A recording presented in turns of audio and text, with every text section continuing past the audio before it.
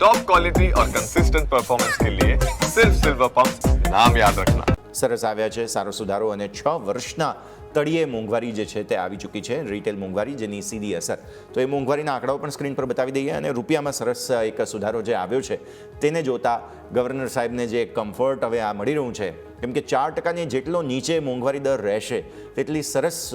ભારતીય અર્થતંત્રમાં સ્થિતિ ઉત્પન્ન થઈ શકે તેમ છે ભાવિક સર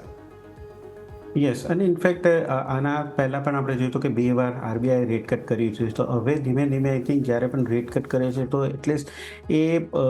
ઇકોનોમીમાં આવતા 2 થી 3 મહિના લાગે છે તો મને લાગે છે કે હવે નેક્સ્ટ મંથમાં આપણને જે રેટ કટ જે છે એનો